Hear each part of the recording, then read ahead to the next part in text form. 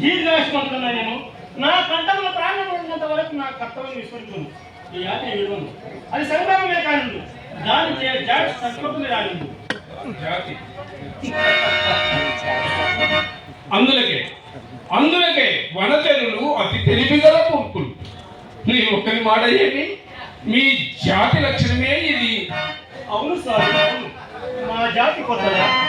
ఈ కోతి మీకు పరాయిదా? సీతమ్మ జాడని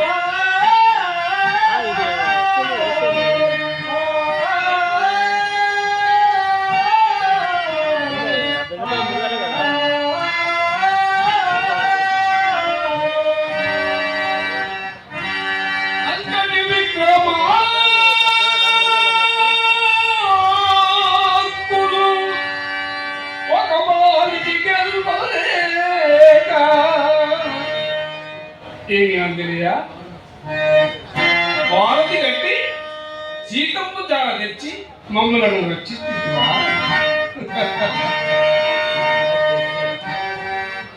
అంతటి విక్రమార్కులు ఒక అహర్నిశము ఒక వాలిని గెలవలేక ప్రాణాంతక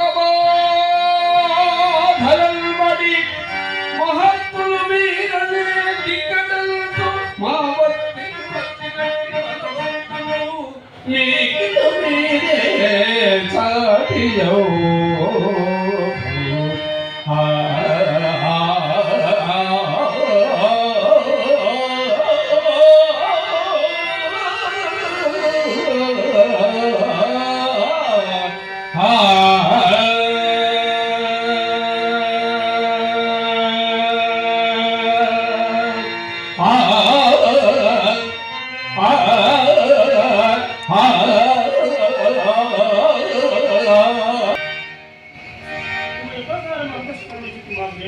ఈ సాయం ఏదైతున్నా ఆంజనేయుడు అనామకుడై అడవులలో అనగా ఉన్నటువంటి రామకథలో నేను నా పాత్ర పోషణ నీ వారి దిగ చిత్తమేనని నా అంతరు అనుకోటివి నా తమ సంకీర్తి. మరి ఇంత తెలిసేనా మా కాంత దేవదార్చుంటివి ప్రభు తిరస్కారము క్షేమమేనా? సార్వభౌమునితో యుద్ధము సంగ్రామ సంరక్షణమా? ఇది ఐహికముగా ఆమస్మృతమా? ఇది ఆమస్మికమే తండ్రి, ఆమస్మికమే పరమాత్మ. ఇది నీ పలుకుల నేను తమ యాన్ని చెవదాటి ఎరుంగిన మీరే నా జీవన సర్వము, మీరే నా జీవిత పరమాత్మము, మీరే నా జీవనము, నా దైవము. ఈ వేదాంత అయినా ఆ యాతిని తోడుకున్నాము మదీయ ప్రతిజ్ఞా పాలనమునకు అది అసంభవమని అంగదరాయ భారమనే విజ్ఞప్తి చేసేస్తుంది. శత్రువులనైనా అతను పక్కకు జరుపు ఫస్ట్ భక్తుల ప్రాణాలను అతను పక్కకు జరిపి కాపాడు. అప్పమొత్తు తీసుకుంటూ ఉండాలి ఆంజనేయ, చేసినంత ఎంత చెప్పినా నీవు నీ మూర్ఖత విడుగుతున్నావు. యయాతిని రక్షించునని తలంచుతున్నావు కాబోలు. ఈ లోకం నా చంపువాడెవడు చచ్చువాడెవడు అంత మాది రక్షించున్నావు.